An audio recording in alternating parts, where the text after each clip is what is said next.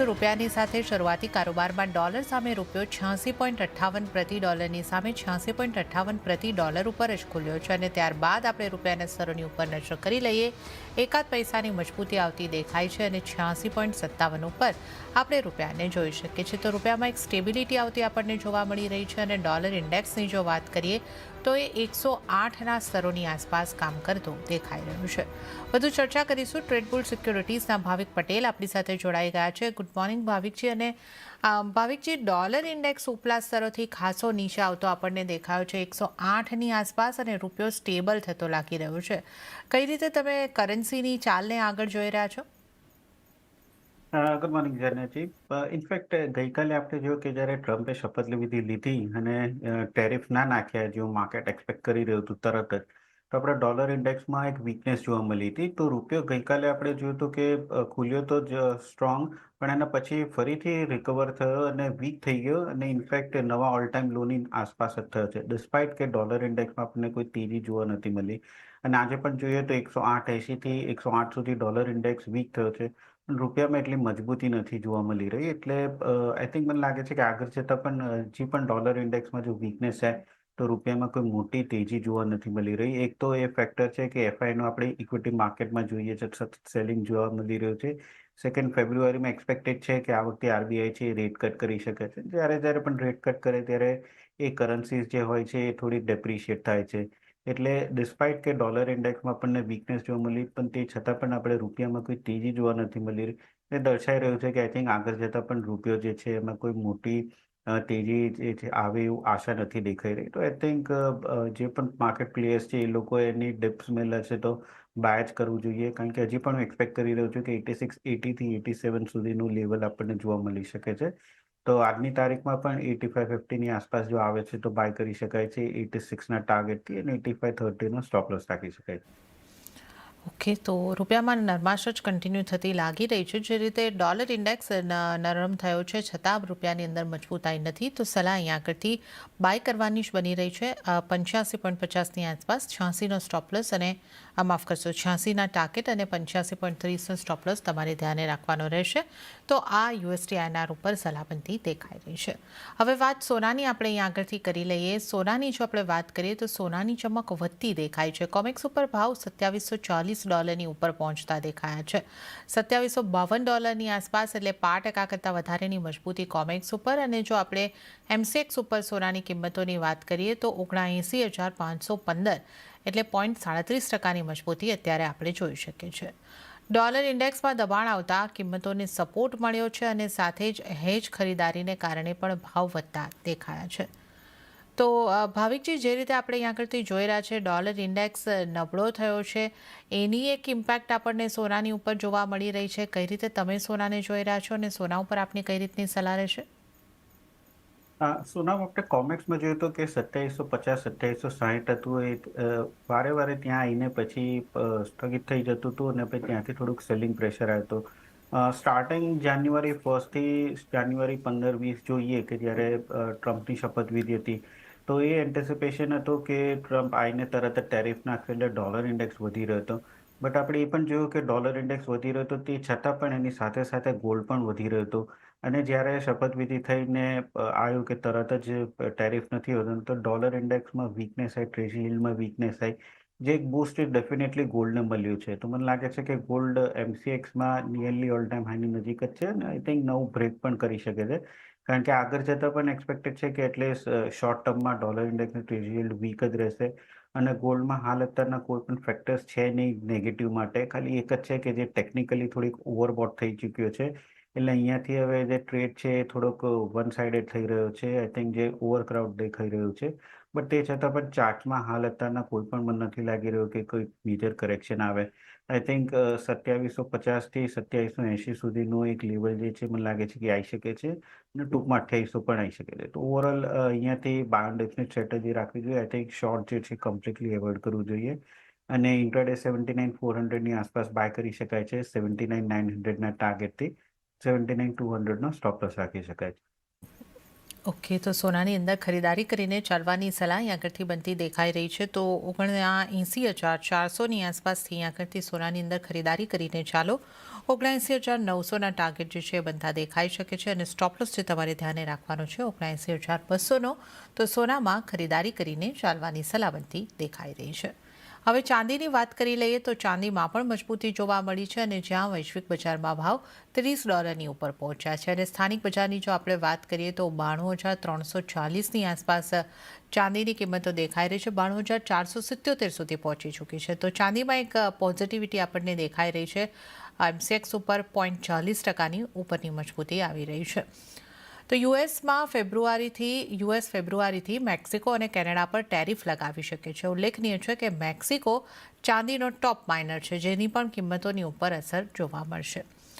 ત્યારે જ ભાવિકજી, ચાંદીને તમે કઈ રીતે જોઈ રહ્યા છો? ચાંદીમાં પણ આજે આપણને લીલા નિશાનની અંદર કારોબાર દેખાઈ રહ્યો છે અને અહીંયા આગળથી જે મેક્સિકો પર ટેરિફ લગાવવાની વાત થઈ છે, તો ચાંદીની મૂવમેન્ટ પર કેટલી અસર આવશે? આઈ થિંક 3 ફેક્ટર્સ છે ચાંદી માટે પોઝિટિવ અત્યારના આઉટપરફોર્મ કરવા માટે. સૌથી પહેલા તમે કીધું કે મેક્સિકો પર 1 ફેબ્રુઆરી ટ્રમ્પ વિચારી રહ્યા છે કે મેક્સિકો પર ટેરિફ રાખશે અને મેક્સિકો આપણે જોઈએ તો વર્લ્ડનું 25% જે છે ચાંદી એ પ્રોડ્યુસ કરે છે અને યુએસને ચાંદી જરૂર જોઈએ છે કારણ કે એ લોકોની ઈવીમાં ખાસ સોલર પેનલમાં મોસ્ટ ઓફ બધી ઇલેક્ટ્રોનિક આઇટમ્સમાં જોઈએ. કેનેડા આપણે જોઈએ તો નિયરલી 10% વર્લ્ડનું સિલ્વર આઉટપુટ એ પ્રોડ્યુસ કરે છે. એટલે જો ટેરિફ નાખવાનું રહેશે ટ્રમ્પ સાહેબ, તો આઈ થિંક ચાંદીમાં ડેફિનેટલી પ્રાઇસીસ જે છે એ વધી શકે છે કારણ કે એન્ડ યુઝર્સ જે છે એ લોકોને મોંઘી પડવાની છે. સેકન્ડ ફેક્ટર આપણે જોઈએ કે ગોલ્ડ સિલ્વર રેશિયો. હવે ગોલ્ડ સિલ્વર રેશિયો ફરીથી 90ની આસપાસ આવી ચૂક્યો છે અને આપણે છેલ્લા 2 વર્ષમાં જોયું છે કે જ્યારે પણ 90ની આસપાસ આવે છે ત્યારે ત્યાંથી એટલીસ્ટ ગોલ્ડ સિલ્વર જે છે થોડુંક આઉટપરફોર્મ કરે છે અને 80ની કે 78 સુધીનું લેવલ ફરીથી આવી શકે છે. એટલે અહીંયાથી ગોલ્ડ સિલ્વર રેશિયો પણ દેખાડી રહ્યો છે કે સિલ્વર આઉટપરફોર્મ કરી શકે છે. થર્ડ આપણે જોઈએ કે આ વખતે જે જીડીપી ડેટા આવ્યા ચાઇનાના આવ્યા છે, એટલીસ્ટ થોડાક બૂસ્ટ આવ્યા છે, રિટેલ સેલ્સ પણ સારા આવ્યા છે અને આપણને ખબર છે કે બેઝ મેટલ્સ ને ચાંદીનું મોસ્ટ ઓફ યુઝેજ ચાઇના તરફથી આવ્યું છે. એટલે આ 3 ફેક્ટરના લીધે મને લાગે છે કે શોર્ટ ટર્મમાં ચાંદી ડેફિનેટલી આઉટપરફોર્મ કરી શકે છે અને સોના કરતાં વધારે આપણને રિટર્ન આપી શકે છે. ચાંદીમાં પણ સ્ટ્રોંગ બાય દેખાઈ રહ્યું છે. અરાઉન્ડ 92,000ની આસપાસ 93,300નો ટાર્ગેટ છે. આ 2 થી 3 દિવસનો છે અને 91,500નો સ્ટોપ લોસ રાખી શકાય છે. ઓકે, તો 2 થી 3 દિવસ માટેનો ચાંદી ઉપર વ્યૂ છે. ખરીદારી કરીને ચાલવાની સલાહ છે. 93,300ના ટાર્ગેટ અને 91,500નો સ્ટોપ લોસ તમારે ચાંદીમાં રાખવાનો રહેશે. તો આપણે સોના ચાંદીની વાત કરી. સોના અને ચાંદી બંનેમાં ખરીદારી કરીને ચાલવાની સલાહ બની રહી છે. અને આ સાથે જ હાલ સમય થઈ રહ્યો છે બ્રેક લેવાનો. લઈશું બ્રેક અને બ્રેક બાદ અન્ય કોમોડિટીઝની ચર્ચામાં ભાવિક પટેલ સાથે આગળ વધીશું.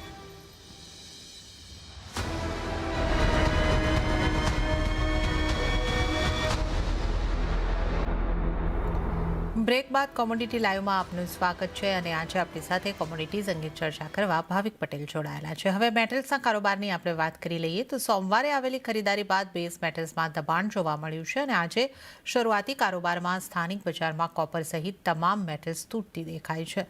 તો એલ્યુમિનિયમની અંદર થોડી એક રિકવરી પણ આવી છે. વૈશ્વિક બજારમાં ભાવ રાતોરાત 1થી 2% જેટલા આપણને ઘટતા જોવા મળ્યા છે. અહીંયા આગળ યુએસ તરફથી ચાઇના પર ટેરિફ લગાવવાની આશંકાએ સેન્ટિમેન્ટ બગડતા જોવા મળ્યા છે. ભાવિકજી, મેટલ્સને અહીં આગળથી કઈ રીતે જોવું જોઈએ? અત્યારે આપણે એમસીએક્સ ઉપર એક એલ્યુમિનિયમમાં પોઝિટિવ કારોબાર છે અને ઝિંક ફ્લેટ છે, કોપરમાં થોડું દબાણ દેખાઈ રહ્યું છે. કઈ રીતે તમે જોઈ રહ્યા છો મેટલ્સને? આઈ થિંક મેટલ્સમાં થોડુંક રિએક્શન તમે ડેફિનેટલી જેમ કીધું કે ચાઇના પર ટેરિફ લગાવવાની વાત છે એ થોડું થયું છે. પણ બીજી સાઈડ આપણે જોઈએ તો ડોલર ઇન્ડેક્સ વીક થયો છે, એનું પણ થોડુંક સપોર્ટ મળી રહ્યું છે. આપણે પહેલાં પણ વાત થઈ હતી કે એલ્યુમિનિયમ છે અને હજી એક્સપેક્ટ કરી રહ્યો છું કે થોડુંક સ્ટ્રોંગ રહેશે કારણ કે યુરોપ જે છે એ રશિયા ઉપર સેન્કશન મૂક્યા છે અને રસલ જે એલ્યુમિનિયમ પ્રોડ્યુસ કરે છે એના ઉપર પ્રોડક્શન પર અત્યારના ટોટલી કટ ઓફ થઈ ચૂક્યું છે. એટલે યુરોપમાં એટલીસ્ટ એલ્યુમિનિયમ જે છે એની ડિમાન્ડ રહેવાની છે અને સપ્લાય ઓછું રહેવાનું છે. એટલે પ્રાઇસીસ આપણને થોડોક પોઝિટિવ જ દેખાશે.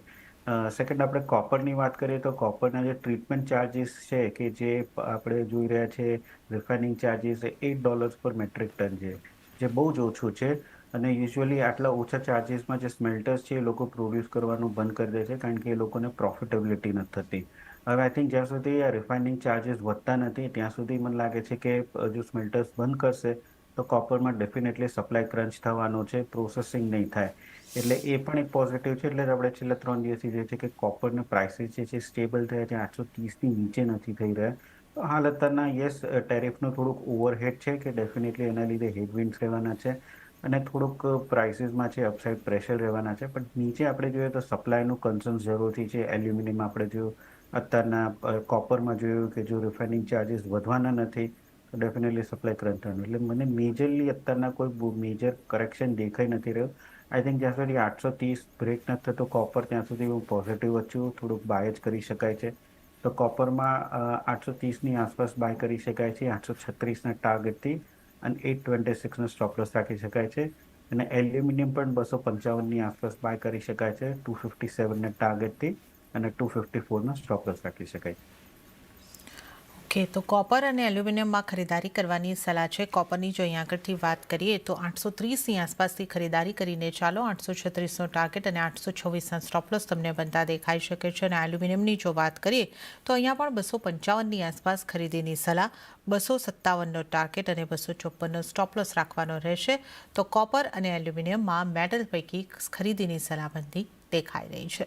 અને હવે આપણે ક્રૂડની વાત કરીએ તો ક્રૂડ ઓઇલમાં દબાણ આવતા બ્રેન્ટના ભાવ $80ની નીચે પહોંચ્યા છે. તો નાઇમેક્સ ક્રૂડમાં $76ની નીચે કારોબાર જોવા મળ્યો છે. અહીંયા આગળ ટ્રમ્પ દ્વારા નેશનલ એનર્જી ઇમરજન્સીની જાહેરાત થતાં અને યુએસમાં ઉત્પાદન રેકોર્ડ નીચલા સ્તરે પહોંચતા કિંમતો ઉપર અસર જોવા મળી છે. MCX ઉપર ક્રૂડ આપણને અત્યારે ફ્લેટ ટુ પોઝિટિવ દેખાઈ રહ્યું છે 6570 ઉપર. ભાવિકજી, ક્રૂડને તમે કઈ રીતે જુઓ છો? હવે અહીંયા આગળ જે ટ્રમ્પના અનાઉન્સમેન્ટ છે, એક તો આ એનર્જીની કટોકટીની એમણે જાહેરાત કરી છે અને યુએસ તરફની સપ્લાય વધારવાની, ઉત્પાદન વધારવાની એમણે વાત કરી છે, રિઝર્વ ભરવાની વાત કરી છે. તો ક્રૂડમાં હવે કેવા બૂસ્ટ દેખાઈ શકે અને કઈ રીતની તમારી સલાહ રહેશે? આઈ થિંક વેરી નિયર ટર્મમાં મને લાગે છે કે કરેક્શન જે છે એક્સપેક્ટેડ છે. બટ આઈ થિંક આખા 2025ની વાત કરીએ તો મને લાગે છે કે 68થી 82ની વચ્ચે જ બ્રેન્ડમાં રહેશે. વધારે પણ નથી લાગી રહ્યું કે યુએસ તરફથી જે પ્રોડક્શન જે છે એ વધી શકે છે, ડિસ્પાઇટ ટ્રમ્પ અત્યારના ઇમરજન્સી જાહેર કરી છે એનર્જીની, અને પ્રોડ્યુસર્સને કીધું છે કે વધારવાનું. આ તો આપણે છેલ્લા 10-15 દિવસમાં જોયું છે કે 1000 પોઈન્ટની રેલી ક્રૂડમાં જોવા મળી છે. બટ એની પહેલાં આપણે જોઈએ તો મોસ્ટ ઓફ એ 70થી 72ની આસપાસ જ ટ્રેડ કરી રહ્યો હતો. અને આ પ્રાઇસ ઉપર જે યુએસના પ્રોડ્યુસર્સ છે એ લોકોને પણ કોઈ ઇન્ટરેસ્ટ નથી વધારે પ્રોડક્શન કરવાની.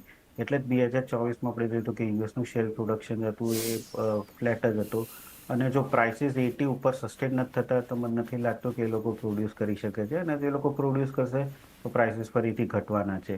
એટલે catch-22 સિચ્યુએશન છે. બટ વેરી શોર્ટ ટર્મમાં મને લાગે છે કે આ જે કરેક્શન છે એ કન્ટિન્યુ રહી શકે છે. કારણ કે ઓલરેડી ક્રૂડમાં આપણે થોડુંક ઓવરબોટ સિચ્યુએશન પણ જોયું છે. અને આ જે ટ્રમ્પના સ્ટેટમેન્ટ છે એ ડેફિનેટલી થોડાક નેગેટિવ છે. તો ક્રૂડમાં 65-80ની આસપાસનું શોર્ટને જ રિકમેન્ડેશન આપીશ, 6500ના ટાર્ગેટથી, અને સ્ટોપ લોસ રાખી શકાય 6620નું. ઓકે, તો ક્રૂડમાં નિયર ટર્મની અંદર એક કરેક્શન આવતું આપણને દેખાઈ શકે છે. સેલ કરવાની સલામતી દેખાઈ રહી છે. 6580ની આસપાસથી સેલ કરીને ચાલો. 6500ના ટાર્ગેટ અને 6620નો સ્ટોપ લોસ રાખવાનો રહેશે. તો ક્રૂડમાં વેચીને ચાલવાની સલામતી દેખાઈ રહી છે. હવે આપણે જો નેચરલ ગેસની પણ વાત કરી લઈએ તો નેચરલ ગેસમાં શરૂઆતી કારોબારમાં કિંમતો ફ્લેટ ટુ નેગેટિવ તરફ આપણને રહેતી દેખાય છે. સ્તરની જો અહીંયા આગળથી વાત કરી લઈએ 325ની આસપાસના સ્તર અહીંયા આગળથી જોવા મળી રહ્યા છે. કઈ રીતે આપ નેચરલ ગેસની અંદર જોઈ રહ્યા છો ભાવિકજી? નેચરલ ગેસમાં મને લાગે છે સ્લાઇટ હવે કરેક્શન આવી શકે છે. બે ફેક્ટર છે. એક તો આપણે જોયું કે યુરોપમાં અત્યારના ફેબ્રુઆરીમાં આપણે જોઈએ તો જે ઠંડી, જે જાન્યુઆરીમાં જે કોલ્ડ વેવ હતો એ એક્સપેક્ટ છે કે થોડુંક ઓછું થઈ શકે છે. સેમ આપણે યુએસમાં પણ જોઈ શકે છે. અને સેકન્ડ અત્યારના આપણે જોઈ રહ્યા છે કે જે યુએસ LNG ઉપર યુરોપને મોકલવાનો તો બેન જે છે એ ટ્રમ્પે લિફ્ટ કર્યો છે. એટલે આગળ જતાં હવે યુરોપ પાસે LNG આવશે યુએસ તરફથી. એટલે એ પણ ફેક્ટર છે કે જેના લીધે સ્લાઇટ નેગેટિવ રહી શકે છે. એટલે ઓવર મને લાગે છે કે વેરી નિયર ટર્મ 1 થી 2 દિવસમાં જે કરેક્શન છે એક્સપેક્ટેડ છે કે કન્ટિન્યુ રહી શકે છે. એટલે આઈ થિંક કેમ કે વોલેટિલિટી વધારે છે એટલે ઓપ્શન વાળા ટ્રેડ વધારે પ્રિફરેબલ છે કે જ્યાં 320નો જે પુટ ઓપ્શન છે 6ની આસપાસ ચાલી રહ્યો છે એ બાય કરી શકાય છે 9ના ટાર્ગેટથી અને ઇન્ટ્રાડે સ્ટોપ લોસ રાખી શકાય 5નો. તો 320નો જે પુટ ઓપ્શન છે એ હું રેકમેન્ડ કરું છું બાય કરવા માટે. ઓકે, તો નેચરલ ગેસની અંદર પુટ ઓપ્શનને ખરીદીને ચાલવાની સલાહ છે. 320નો પુટ ઓપ્શન ખરીદવાનો રહેશે. ટાર્ગેટ 9ના બનતા દેખાઈ શકે છે અને સ્ટોપલોસ જે છે 5નો રાખવાનો રહેશે. તો નેચરલ ગેસમાં 320નો પુટ ઓપ્શન ખરીદવાની સલાહ. અને આપણે હવે અહીંયા તમામ નોન એગ્રી કોમોડિટીઝની વાત કરી. હવે આપણે આગળ એગ્રી કોમોડિટીઝ તરફ વધીએ. મસાલા પેક સાથે શરૂઆત કરીએ તો મસાલા પેકમાં મિશ્ર કારોબાર છે. હળદરની અંદર 0.40% સુધીનું દબાણ બનતું દેખાઈ રહ્યું છે, પરંતુ ધાણા અને જીરાની જો વાત કરીએ તો ત્યાં ખરીદારી તરફનો માહોલ રહેતો દેખાયો છે. જીરું લગભગ ફ્લેટ, પણ ધાણામાં 5%ની મજબૂતી. ભાવિકજી, ગઈકાલે આપણે એક મસાલા પેકમાં સારી મજબૂતી આવતા જોઈ અને આજે એની સરખામણીમાં આપણે નાની રેન્જમાં છે. કઈ રીતે આપ જોઈ રહ્યા છો મસાલાની મુવમેન્ટને? આઈ થિંક લાસ્ટ વીકથી એવું કહી રહ્યો હતો કે જીરું જે છે એમાં મને નેગેટિવ દેખાય છે 22,000 સુધીનું લેવલ જોવા મળી રહ્યો છે અને આપણે આ વીક જોયું કે 22,040 સુધીનું નીચેનું લેવલ જોવા મળ્યું હતું અને ત્યાંથી ડેફિનેટલી સ્લાઇટ શોર્ટ કવરિંગ જરૂરથી જોવા મળી શકે છે. બટ અત્યારના જીરામાં આપણે જોઈએ તો કેરી ઓવર સ્ટોક છે એ સારું એવું છે. એન્ટિસિપેટ કરું છું કે આ વખતે જે માલ આવશે એ પણ સારો આવશે અને ડિમાન્ડ જે છે એ વીક જ રહી છે. એટલે આ જે અત્યારના રેલી જે છે એ મને નથી લાગતી કે વધારે સસ્ટેનેબલ થઈ શકે છે. આઈધર જો કોઈ ઇન્ટ્રાડે ટ્રેડ કરવો હોય તો અહીંયાથી બાય કરી શકાય છે 23,000ના ટાર્ગેટથી અને 22,200નો સ્ટોપ લોસ રાખી શકાય છે. પણ જો કોઈને પોઝિશનલી વ્યૂ રાખવો હોય 15 એક દિવસનો તો મને લાગે છે કે થોડોક એવો ઉછાળો આવે 23,300 23,500ની આસપાસ તો ડેફિનેટલી શોર્ટ કરી શકાય છે 24,000ના સ્ટોપ લોસથી અને 22,500નો ટાર્ગેટ. કારણ કે જેમ જેમ એરાઇવલ આવશે એમ એમ મને લાગે છે કે આજે પ્રાઇસીસ જે છે એમ ફરીથી સેલિંગ પ્રેશર આવી શકે છે. એટલે ઓવરઓલ એકાદ દિવસ માટે હું તેજી જો એક્સપેક્ટ કરી રહ્યો છું. બટ લાંબા ગાળે હજી પણ મને લાગે છે કે મંદીનું જ રહેશે ટાર્ગેટ. ઓકે, તો આ અહીંયા આગળથી જીરાની ખાસ આપણે વાત કરી છે મસાલા પેક પૈકી, અને ઇન્ટ્રાડે માટે અહીંયા આગળથી ખરીદારી કરવાની સલાહ છે 23,000ના ટાર્ગેટ અને 22,200ને માટે. પણ જો તમે 15 દિવસનો વ્યૂ લેતા હોય તો આ કિંમતો નીચે આવતી આપણને દેખાઈ શકે છે. તો આ આપણે ખાસ કરીને જીરાની વાત કરી મસાલા પેકમાંથી. હવે ગુવાર પેકની જો વાત કરી લઈએ તો ગુવાર ગમ, ગુવાર સીડમાં પણ આપણે 5%ની આસપાસની મજબૂતી સાથે આજના દિવસે કારોબારની શરૂઆત જોઈ છે. ભાવિકજી, મસાલા પેક પછી જો આપણે ગુવાર પેક ઉપર પણ નજર કરી લઈએ, કઈ રીતે તમે ગુવાર પેક પર સલાહ આપશો? ગુવાર પેકમાં આપણે છેલ્લા એક વર્ષથી જોયું છે કે ગુવા સીટ 5700થી 5,000ની રેન્જમાં ટ્રેડ કરે છે. 5700ની ઉપર જો જાય છે તો સસ્ટેન નથી થતું. ફરીથી 55 ની આસપાસ આવી ગયું છે. તો હવે એક એ ઝોન આવી ગયો છે કે જ્યાં છે ને આપણે પહેલા પણ જોયું છે કે બહુ સપ્લાય અહીંયા મળી રહ્યો છે અને એક રેઝિસ્ટન્સ ફેસ કરે છે. તો હવે આઈ થિંક અહીંયાથી નવી ફ્રેશ બાઇંગ માટે મને લાગી રહ્યું છે કે થોડુંક રિસ્કી છે. રિસ્ક રિવોર્ડ રેશિયો ફેવરેબલ નથી. તો આઈ થિંક આવું થોડું વેઇટ કરીશ. 5480થી 5450ની આસપાસ આવે છે તો ડેફિનેટલી બાય કરવાની રિકમેન્ડેશન છે 55-20ના ટાર્ગેટ માટે અને 5400નો સ્ટોપ લોસ. બટ કોઈને જો પોઝિશનલી ટ્રેડ કરવું હોય તો હું એકવાર કહીશ કે 5500ની આસપાસ આવે છે તો પ્રોફિટ બુક કરીને નવી લોંગ પોઝિશન છે એડ ના કરે, ઇનફેક્ટ શોર્ટ કરી શકાય છે. કારણ કે આમાં પણ 5600ની ઉપર આપણે જોઈ રહ્યા છે કે તેજી જે છે જે સસ્ટેનેબલ નથી. ગમની પણ વાત કરીએ તો ગમમાં પણ ગયા વર્ષે એ જતી રેન્જ 10,000થી 11,000ની આસપાસ અને ગઈકાલે આપણે જોયું કે 10,700થી થોડુંક પ્રોફિટ બુકિંગ આવ્યું છે. એટલે 10,700થી 11,000ની એક રેન્જ છે કે જ્યાં આપણે વારે વારે જોઈ રહ્યા છે કે પ્રાઇસીસ જે છે હિટ કરીને પાછી નીચે આવી રહી છે. તો અહીંયાથી પણ મને લાગે છે કે નવી પોઝિશન ના કરવી જોઈએ. જો કોઈને લોંગ પોઝિશન પહેલાં હોય તો ડેફિનેટલી અહીંયાથી એકવાર પ્રોફિટ બુક કરી દેવું જોઈએ. અને જો 10,800ની આસપાસ આવે છે તો એકવાર 11,000ના સ્ટોપ લોસથી શોર્ટ કરી શકાય છે 10,500ના ટાર્ગેટથી. ઓકે, તો ગુવાર ગમ, ગુવાર સીડમાં કઈ રીતની તમારે સ્ટ્રેટેજી રાખવાની છે એની પણ આપણે ડિટેલમાં ડિસ્કશન કર્યું છે. અને હવે કોકૂડની વાત કરી લઈએ. કોકૂડમાં આજે 5% જેવી ખરીદારી દેખાઈ રહી છે અને 2771 સુધી કિંમતો એક પહોંચતી દેખાઈ રહી છે. ભાવિકજી, કોકૂડ પર આપની કઈ રીતની સલાહ રહેશે? કોકૂડમાં મને લાગે છે કે એપ્રિલ પછી આપણને તેજી જોવા મળી શકે છે. હાલ અત્યારના આપણે જોઈએ તો 2740થી 2820 જે છે એક નાની રેન્જમાં ટ્રેડ કરી રહી છે ને કોઈ અત્યારે ફેક્ટર્સ છે નહીં પોઝિટિવ મને દેખાઈ નથી રહ્યા. એટલે આમાં પણ જો 2800ની આસપાસ આવે છે તો હું શોર્ટની જ રિકમેન્ડેશન આપીશ 2830ના સ્ટોપ લોસથી અને નીચે ટાર્ગેટ રાખી શકાય 2740નો. આઈ થિંક એપ્રિલ કોન્ટ્રાક્ટ કે એપ્રિલ પછી મને લાગે છે કે આમાં આપણને એક સારી એવી તેજી જોવા મળી શકે છે. બટ એટલીસ્ટ 1.5 મહિના સુધી મને લાગે છે કે એક રિંગ કારભાર જ રહેશે કોકો પ્રોડક્ટમાં. ઓકે, તો કપાસિયા ખોળ એટલે કે કોકુળમાં એક રેન્જ બાઉન્ડ કારોબાર રહેતો દેખાઈ શકે છે. અહીંયા પણ આમ તો તમારે માટે સેલ તરફ રહેવાની સલાહ બનતી દેખાઈ રહી છે. 2800ની આસપાસ ટાર્ગેટ 2740 અને સ્ટોપ લોસ 2830નો રાખવાની સલાહ બનતી દેખાઈ રહી છે. હવે જો આપણે વાત અહીંયા આગળથી એરંડાની કરી લઈએ, એરંડામાં આપણે જોઈ રહ્યા છે કે આવક થોડી મોડી થાય એવી અહીંયા આગળથી સંભાવનાઓ દેખાઈ રહી છે. થોડી પાછળ આવક ઠેલવાઈ રહી છે અને કેસ્ટરની અંદર આજે 0.20% જેવી મજબૂતી દેખાઈ રહી છે. તો કેસ્ટર ઉપર તમારી કઈ રીતની સલાહ રહેશે?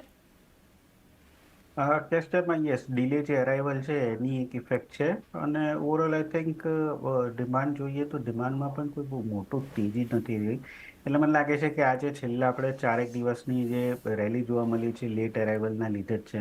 હું એક્સપેક્ટ કરી રહ્યો છું કે 65-80 જે પહેલાં પણ એક હર્ડલ હતો ત્યાં એકવાર રિટેસ્ટ જરૂરથી કરશે અને ત્યાંથી પછી એકવાર આપણને પ્રોફિટ બુકિંગ આવી શકે છે. મેજર તેજી મને ત્યારે જ દેખાઈ રહી છે કે 6600ની ઉપર સસ્ટેન થાય. પણ ટ્રેન્ડ હજી પણ પોઝિટિવ જ દેખાઈ રહ્યો છે. એટલે 6470ની આસપાસ હું બાયની જ રિકમેન્ડેશન આપીશ 6510Tના ટાર્ગેટથી અને સ્ટોપ લોસ રાખી શકાય 6445નો. ઓકે, તો એરંડામાં ખરીદી કરવાની સલાહ બનતી દેખાઈ રહી છે. 6520ના ટાર્ગેટ અને 6445નો સ્ટોપ લોસ તમારે ધ્યાને રાખવાનો રહેશે. તો ખરીદી કરીને ચાલો. અને ત્યારે જ આ સાથે ભાવિકજી આપનો ખૂબ ખૂબ આભાર. આપ અમારી સાથે જોડાયા અને તમામ એગ્રી નોન એગ્રી કોમોડિટીઝ અંગે અમારી સાથે ચર્ચા કરી. આપનો ખૂબ ખૂબ આભાર. અને આ સાથે કોમોડિટી લાઈવમાં હાલ પૂરતું આટલું જ. હાલ મને પણ આપશો રજા, પણ વધુ અપડેટ અને સમાચારો માટે આપ CNBC બજાર સાથે જોડાયેલા રહો. આગળ મારા સહયોગી પ્રીતિ દલાલ આપને માટે લઈને આવશે બજાર હેલ્પલાઇન. નમસ્કાર.